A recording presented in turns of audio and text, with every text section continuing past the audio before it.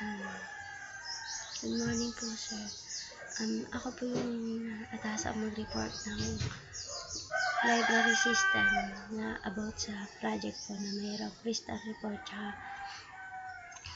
tsaka po merong Excel po. Then, una po ang gagawin natin, papasok po muna tayo sa user, then papakita ko po kung ano yung process ng user. Sa user po, bali po nakita nyo na po yung paano pag-register, then paano mag-forgot ng password nung last time na nag-exam po tayo, sir. Then I proceed po sa username na ako po.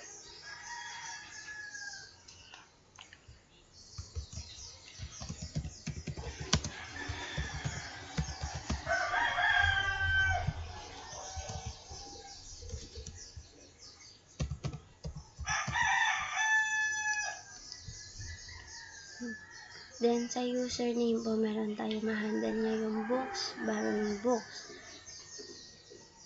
Then, pagpasok po ng books, meron siya makikita books available. Sa books available po, meron tayong arts, meron tayong mga books na iba't ibang na kailangan mo kung ano yung gusto mong i-borrow. Yan po. Then, pag kailangan natin mag-borrowing ng books. Sa borrowing books, kailangan natin provide ng student number, username, course, section, gender. At yung ito po sa details ng books, pwede natin po pindutin dito sa may books. O kaya pwede tayo mag-search about genre. Then, try po natin mag-borrow.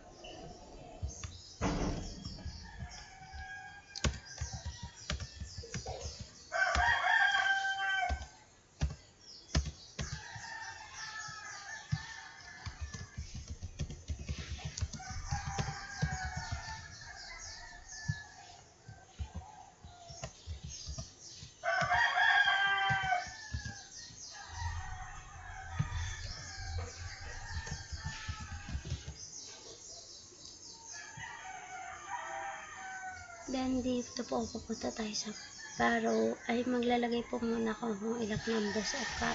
Siyempre po, isa lang po. Ihiramin natin books. Then, pupunta tayo sa history para makita natin kung ano po yung, pumasok po ba yung borrowing natin o hindi po. Then, pumasok naman po siya.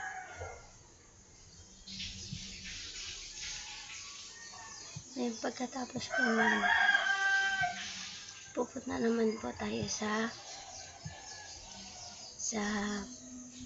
admin kung saan po andun po yung crystal report at Excel. Dito po, magpo-proceed tayo muna sa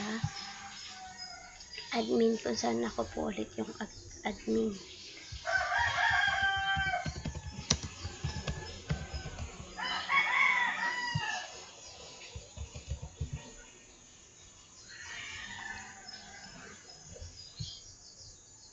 Sa pag-login po, ma-handle po ng admin lahat ng mga nakapanood sa system tulad ng sa transaction po, we have a borrowing, returning, receipt, at payslip. Tapos, meron pong account, inventory, books, borrowing, and returning. Then, meron din po yung pangalan ng admin. Ang una po natin i-open ay account. Dito po sa account natin ay makikita natin yung mga nag-register o register na mga users. Then, dito din natin makikita yung Excel. Meron din po siyang Excel. Then, ito po yung Excel. Meron tayong header. Merong user ID, student, username, sex, position, privilege, at image. Then po, sa crystal report naman po, ito po.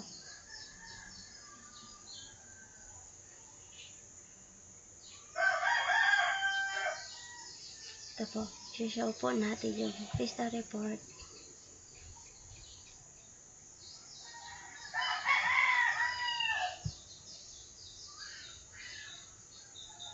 Then, i-wide po natin siya. Ito po yung mga users na mga na-registered sa register form po ng student information. Yan po.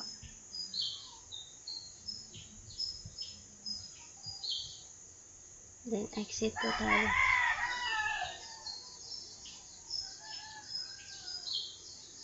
Then, sa inventory din po, ganun din po. Kaya, pag mayroon po tayong panibagong book o kailangan i-add na book, dito po mag-add ng book kung saan para may-add natin po sa database natin. Then, meron din po siyang in Excel.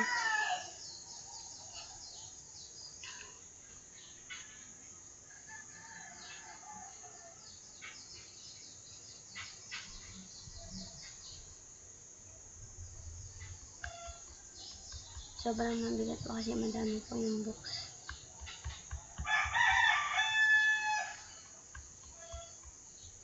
Ito po yung books na nakalagay po doon.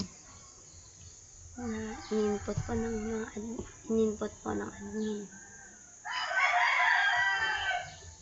Yan po, okay na po.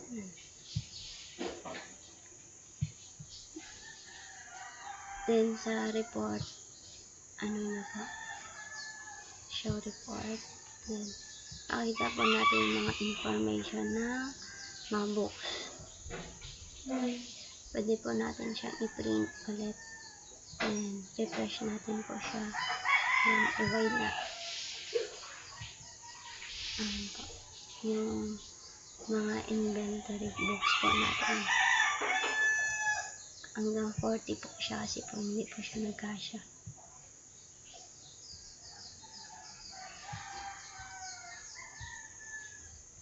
Then,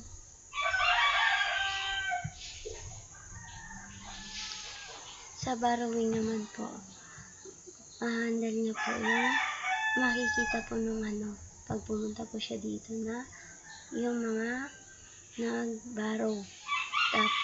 Tapos, ang magpiprint lang po ay ang admin. Ayan po.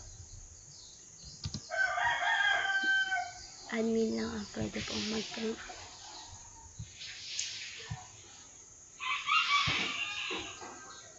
Then po, sa crystal report po, meron din po. So,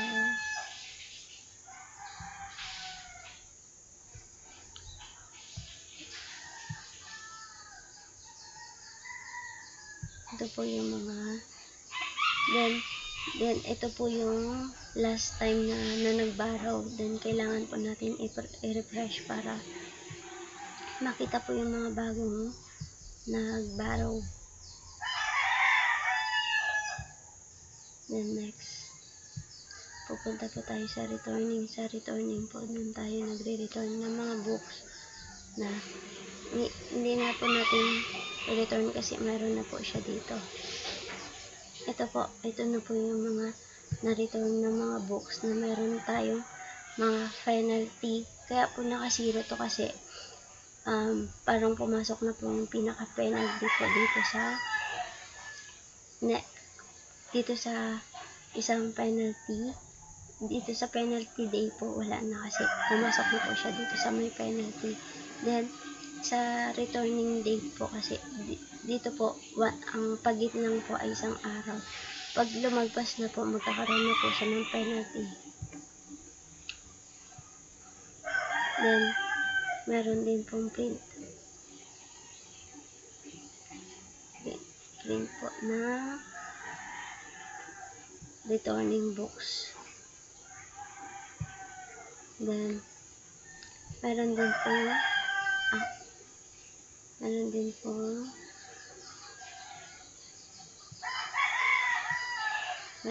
siyang meron din po siyang reports na lista report. Then, kailangan natin palakihin para makita ng maayos. Then, dito po. kailangan po natin i-refresh para madagdagan po yung mga ni-return natin ng nakarang araw. Ayun na po siya, nadagdagan po siya. Then next po, i-exit po natin siya. Then sunod naman natin po yung transaction. Sa receipt naman po kung paano mag-receipt yung admin lang po ang pwede mag-receipt. Then mag-new tayo. Ito po yung naka-return na, parang nakabalik na po siya ng box na nabayaran niya na din po. Ayun po yung kabuuan change niya. Sa ano po, mag-new tayo para parang bilang po ng user na nagbalik. Then yan po, may penalty po siya na 10. So kung ang pera niya ay nasa 20 po, then i-compute po natin siya para makuha natin yung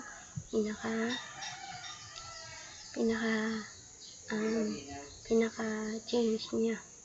Then pwede natin din po siya na i-print as payslip. Ito po. Then next po naman, pwede natin na siyang i-save.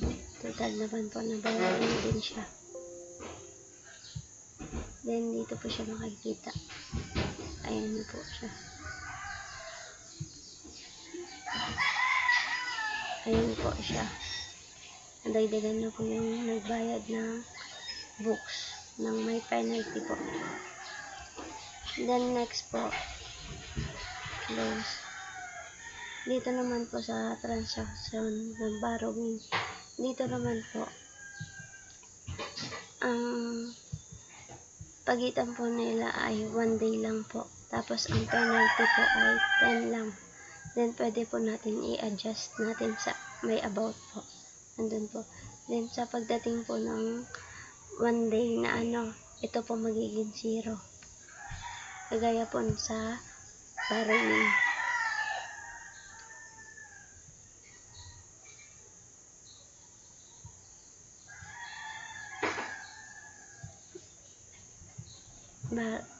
Sa returning po. Sa returning naman po, yung date na inano po, kagaya po nito, nag-0 na siya kasi nagkaroon na siya ng penalty. Yung iba naman po, on time na nagbalik ka, 0 siya. Ibig sabihin, wala siyang penalty. Sa ganyan po na isang araw lang kailangan magbayad. Ito po yung pinaka return niya kung kailan siya binalik. Then yung penalty date, it means isang araw lang po siya.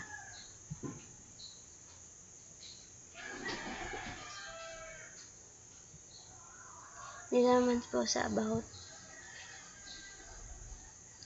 po, then log out na po natin. Yun lang po. Thank you po.